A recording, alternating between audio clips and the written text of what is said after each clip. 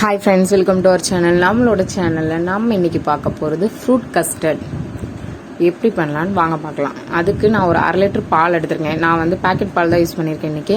Packet பால் தான் கொஞ்சம் திக்காக இருக்கும். அந்த பாலில் 1/2 லிட்டர் பால் காய்ச்சின பாலில் ஒரு 2 டேபிள் ஸ்பூன் பால் எடுத்துக்கோங்க.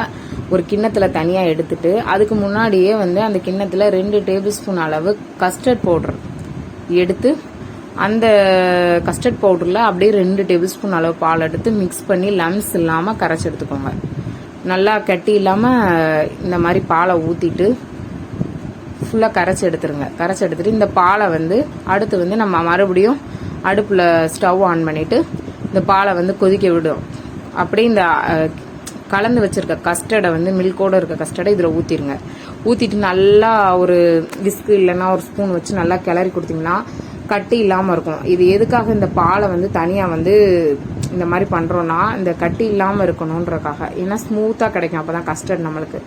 இந்த மாதிரி நல்லா கரைச்சி கொடுத்துட்டு இந்த கரைச்ச மிக்சரை வந்து இந்த பாலில் வந்து பால் கொதிக்கும் போது இதில் ஊற்றிட்டு ஒரு 2 மினிட்ஸ் வந்து நீங்கள் சிம்மில் வச்சு அப்படி கிளறி கொடுத்தீங்கன்னா போதும். கஸ்டர்ட் வந்து நல்லா கெட்டியாக ரெடி ஆயிரும். அப்படி நமக்கு தேவையான அளவு சுகர் ஆட் பண்ணிவிட்டு அப்படியே தனியாக எடுத்து ஆற வச்சுருங்க. ஃபுல்லாக நல்லா இந்த மாதிரி ஒரு விஸ்க் வச்சு நல்லா ஆற வச்சிட்டிங்கன்னா இந்த கன்சிஸ்டன்சியில் இருக்கும். இதில் உங்களுக்கு தேவையான ஃப்ரூட்ஸு நான் இன்னைக்கு வந்து பனானா, ஆப்பிள், பொமிகிரானேட், அப்புறம் வந்து பிளாக் கிரேப்ஸ், அப்புறம் ஸ்ட்ராபெரி எல்லாம் ஆட் பண்ணியிருக்கேன்.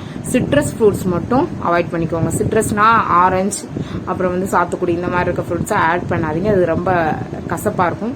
இந்த மாதிரி மற்ற ஃப்ரூட்ஸ்லாம் வந்து கலர்ஃபுல்லாக ஆட் பண்ணிவிட்டு இதை வந்து ஃப்ரீசரில் ஒரு 4 to 5 hours செட் பண்ணிவிட்டு அதுக்கப்புறமா ஒரு பவுலில் ட்ரான்ஸ்ஃபர் பண்ணி பிள்ளைங்களுக்கு கொடுத்தீங்கன்னா இந்த சம்மருக்கு ரொம்ப ரொம்ப எம்மியாக டேஸ்டியான ஃப்ரூட் கஸ்டர்ட் ரெடி. ரொம்ப விரும்பி சாப்பிடுவாங்க. தேங்க்யூ.